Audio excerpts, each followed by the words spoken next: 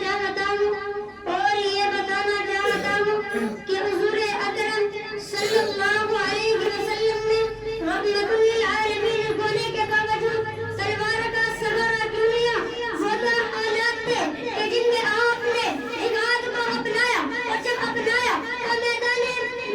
جہاد میں اپنا نمایاں کردار ادا کیا، اس لیے کہ حضور صلی اللہ علیہ وسلم کی وہ سیرت نامکمل ہے کہ جس میں آپ کے جہادی پہلو کو نہ بیان کیا جائے۔ حضور صلی اللہ علیہ وسلم کی وہ سیرت نامکمل ہے کہ جس میں آپ کے غزوات کو نہ بیان کیا جائے۔ حضور صلی اللہ علیہ وسلم کی وہ سیرت نامکمل ہے کہ جس میں آپ کی جنگی قیادت اور سبق سالاری کو نہ بیان کیا جائے۔ اسلام کے غیر نوجوانوں،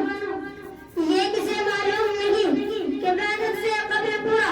عرب پیغمبر علیہ السلام کو صادق اور امین کہہ کر پکارا کرتے تھے۔ ہر خاندان اور ہر قبیلے خانوں کے نزدیک آپ کی بے پناہ عزت تھی، آپ کا ایک مقام تھا، ذرے ذرے کو بھی آپ سے محبت اور پیار تھا۔ لیکن جب اسلام فوران کی چوٹیوں سے نمودار ہوا اور تاجدار کلمہ نے توحید کا اعلان کیا تو تمام مشرکین عرب آپ کے مخالف ہو گئے، اپنے پرائے بن گئے، دوست دشمن ہو گئے، ہر طرف دشمنی کی آگ بھڑک اٹھی۔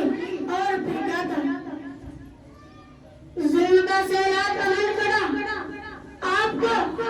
اور آپ کی رسالت کے اقرار کرنے والوں کو، طرح طرح کی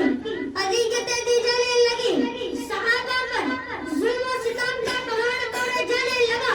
اور مصیبتوں پر بریت کا وہ تیز طوفان اٹھا کہ انسانیت پاک ہوتی تھی، کمزور اور بے سہارا مسلمانوں کو صرف قبول اسلام کے جرم میں وہ سزائیں دی جاتی کہ جن کی تاریخ میں کوئی مثال نہیں ملتی۔ لیکن حضرت بلال رضی اللہ تعالی عنہ گلے میں رسی ڈال کر گھسیٹا جاتا تو دیکھیں حضرت عمار بن یاسر کو آپ کے اندر منگار پر لٹا کر وہ سزا دی جاتی کہ بدن کا روا روا کھڑا ہو جاتا تھا۔ اس حالت میں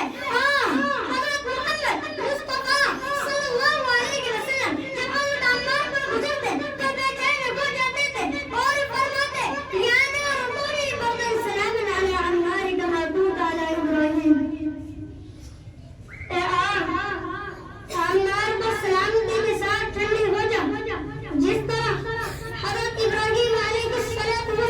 پر ٹھنڈی ہوئی تھی۔ حضرت عمار کی والدہ حضرت سمیہ رضی اللہ عنہا بہت بڑی اور ضعیف تھی، وہ بھی کفار